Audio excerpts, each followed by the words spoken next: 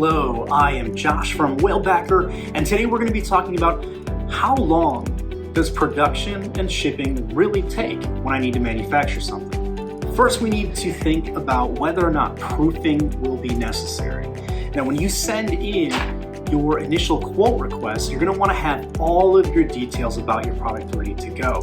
Now, if this is something like a book, you're going to want to already know your paper stock. You're already going to want to know what kind of binding it's going to have, if it's a hardcover, the thickness of the gray board in the hardcover, and the type of paper that's wrapped around it, the type of paper you're using for end sheets, etc.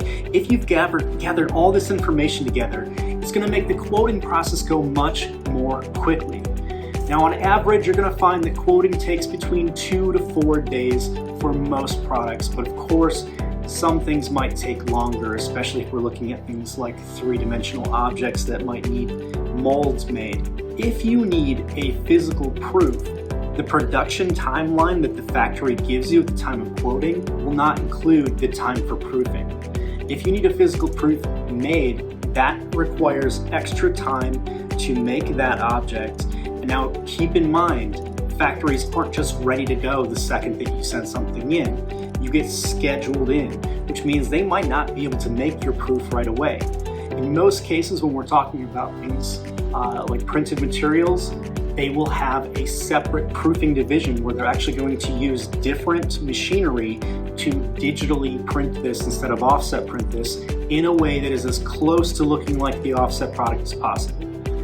That does speed time up a little bit, but of course it has to be shipped to you, and then you need time to be able to make your changes based on that proof. So if you're not confident that your product will come out exactly as you need and you need time for proofing, I recommend adding 3 weeks onto your schedule. That includes time to ship, it includes time for your comments, and it includes time for the changes that would be necessary, which may require a second proof, or the changes that will be necessary to obtain different materials before going into production. In many cases, a factory will give you a timeline of approximately 4 weeks for production. Now that of course varies by product. Take that timeline to heart and stay on top of them every week throughout that process to make sure that they hit that deadline. It's going to matter a lot because shipping is always a variable. Now that you've taken your 2 to 4 days for quoting, you've taken your potential 3 weeks for proofing, and you've taken your 4 weeks for production, let's talk about getting that product to your doorstep, to your warehouse. For the quick notes on this one, I'm going to go ahead and say that if shipping by air, it's going to take approximately 13 to 15 days. Again, this is going to, of course, matter on how much product there is, how big the product is, how heavy the product is, etc. And if shipping by boat, I'm going to say approximately 25 to 28 days for that. Now, this, of course, is all based on you making the product overseas. We're going to base that on this. If making things domestically, obviously timelines will be very different, but you're going to want to keep an open line of communication with your factory to make sure. But for our example, let's say that we are making something in China. Now, when you ask how long is boat shipping going to take, they may respond, oh, it'll be on the sea for approximately 3 weeks. But does that mean that from the day that production is finished to the day that you receive these in your warehouse, 3 weeks have passed? Absolutely not. Now let's take this into account. So we're going to say 3 weeks is what they say on the ocean. Okay?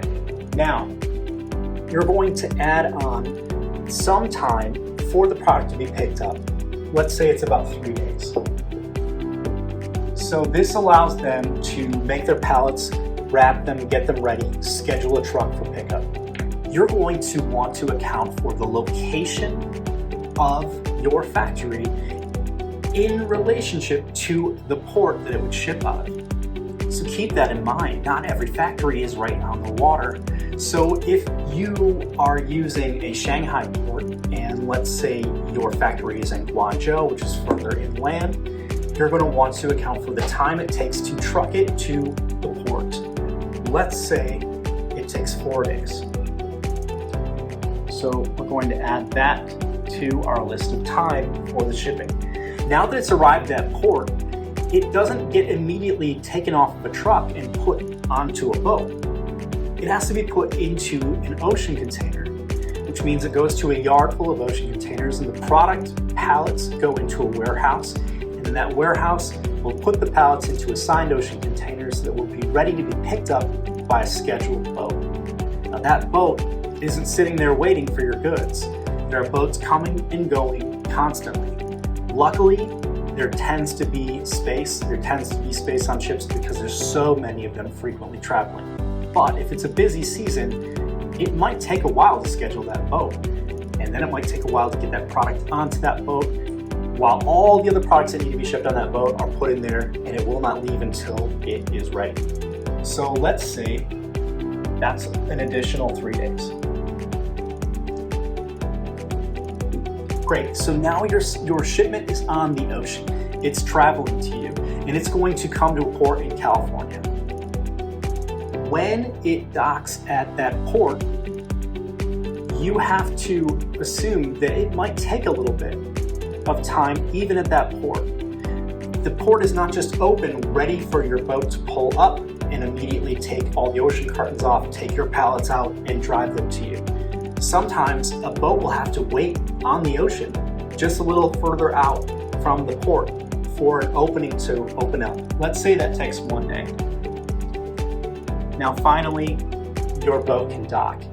Now, in some extreme cases, I have seen boats be trapped out there for 2 additional weeks, but those were during really trying times during COVID. Normally, it does not take that long.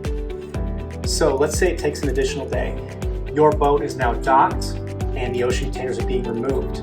Now your ocean containers are going to be trucked to, not to you, to another warehouse where your pallets will then be taken out. And then a truck will be scheduled to come pick up your pallets to then drive them to their final destination. So let's say that is an additional 3 days.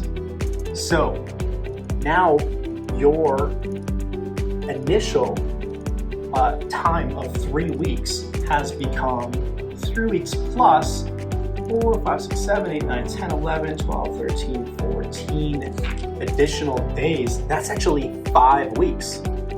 5 weeks. There were 2 extra weeks hidden in there.